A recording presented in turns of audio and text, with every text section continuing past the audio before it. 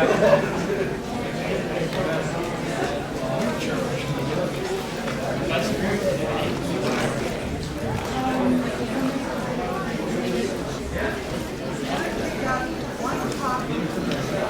everyone, welcome back to my channel. It's Mo George. If you are new to this channel, I ask that you like and subscribe. It would be amazing if you could. And thanks for tuning in. So a while back, I'm trying to get better with that. A while back, I did a segment on influencers. What are you influencing? So I am back for a part 2. Because I felt that I needed to do a little bit more digging. Call me Nancy Drew, if you will. And so I went on various lives and things like that. And as we know, sometimes when we pop in those lives, people cherry pick what comments they acknowledge and what comments they don't. So me being the Nancy Drew that I am, I popped into a content house's live, content house known as The Vault LA. And I decided, give it a shot. Why don't I? So one of the content members, or the members of the house, whatever you want to call it, Rave, I happened to pop into her live, and I just wanted to get a feel for what is a typical day. I think the journalist in me kind of kicked in. I was like, let me just ask and let me see if she answers. So after a little bit, I kind of put the question out there, like, what is a typical day for you? And I want you to check out the response that I got before I give my 2 cents. What's an average day for you as an influencer? Okay, let's go through it. First things first, I wake up around like anywhere in the 10 to 12 range. 10 to 12 a.m. or I guess like noon. I guess that hits p.m. But I wake up anywhere from there depending on my day, my previous night. I wake up, I sit in my bed probably for like an hour on my phone. Normally I'm just on like TikTok doing comments or like on Instagram or something. This time I'm on live for extra long. It wasn't even an hour. Then I start to get ready. I take my shower, my morning shower. I brush my teeth. I do my makeup depending on what I'm doing, my face care routine, put on my shea butter, my cocoa butter, my perfumes. I understand. We like to be comfy. I love to stay up in my room. I love to stay in bed. However, if I'm going on a live, or for instance, doing a video like this, I'm not going to be laying down in my bed. I want to be immersed in what I'm doing. Because if I'm laying in my bed, quite frankly, I'm not going to have the full energy that I need to reach the audiences that I'm trying to. Or in her case, to reach her followers, her fans, things like that. Sit up a little bit. Show some interest in what you're doing. Not just like, hey, I just want to pop on the live and da-da-da-da. So that kind of threw me a little bit. Secondly, back to the planning.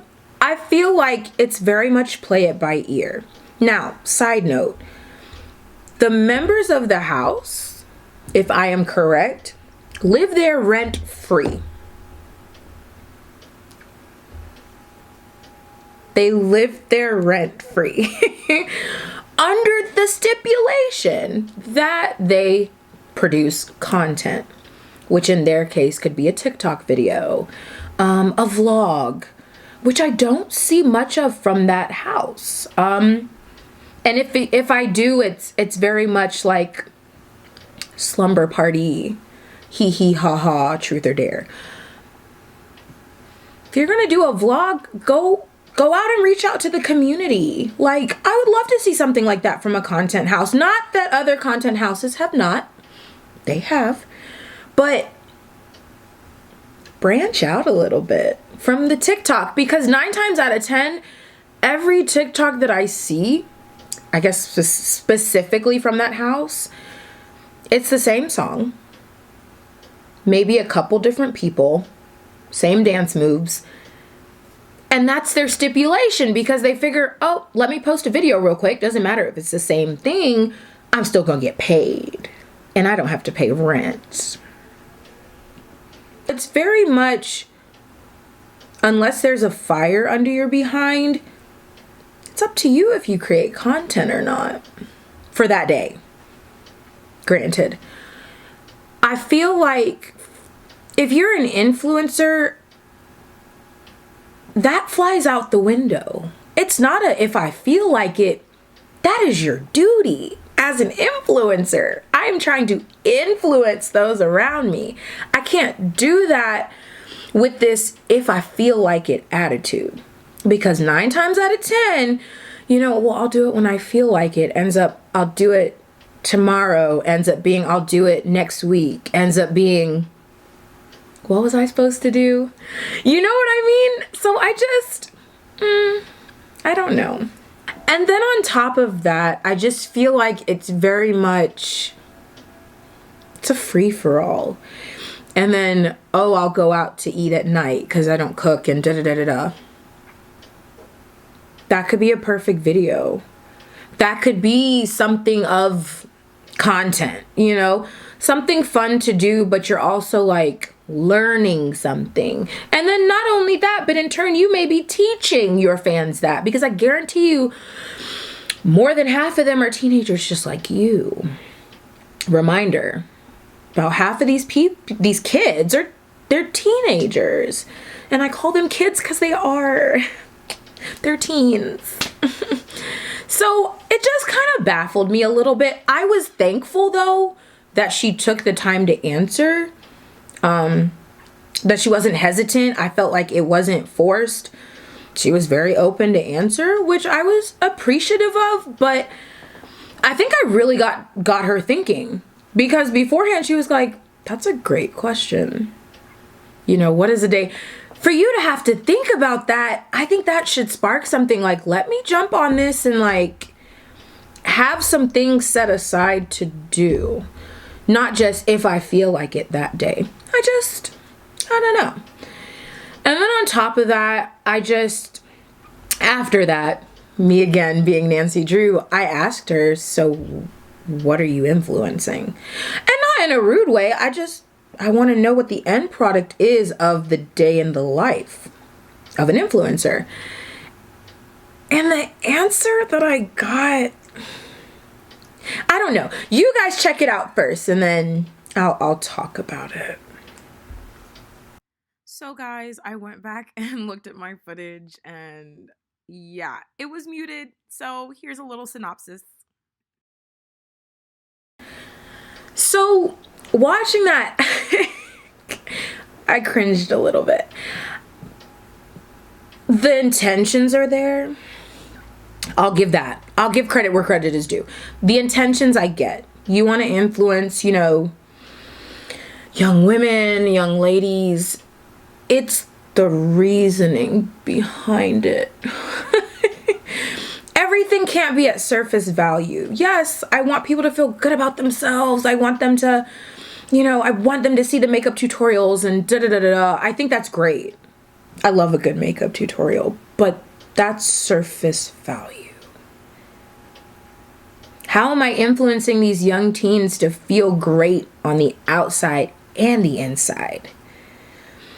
Am I making an example for them so that they're not comparing themselves to me, but can say like, I can do that too? And how can I take from what she did and make it my own? I don't know.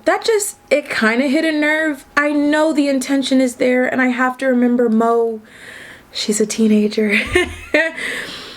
But like I said in my last video, if you are going to be an influencer, that's a heavy load to bear. It's no different than saying I'm a teacher. You have to teach. You have to know the approach to each and every student. You can't just wake up in the morning and be like, I'm going to be a teacher. You can't do that. And it just seems like nowadays it's so easy to wake up and be like, I'm going to be an influencer. Slap that name on your account. No.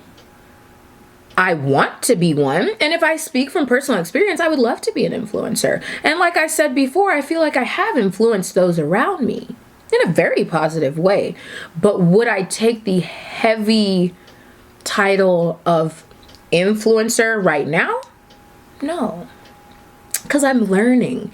I'm learning with these videos. I'm learning how to reach out to broader audiences besides my friends and family. I want to influence people and show them that you are capable.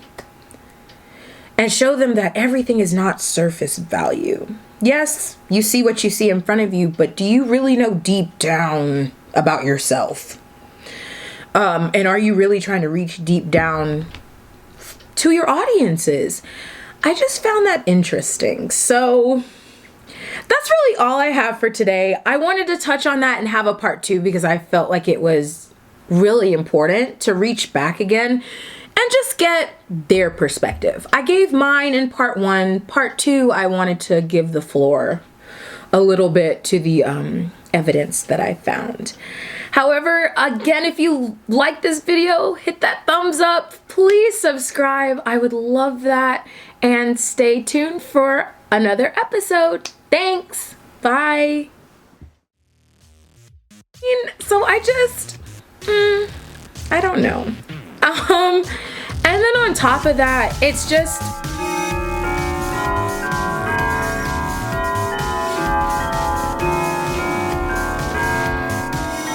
we love to see it.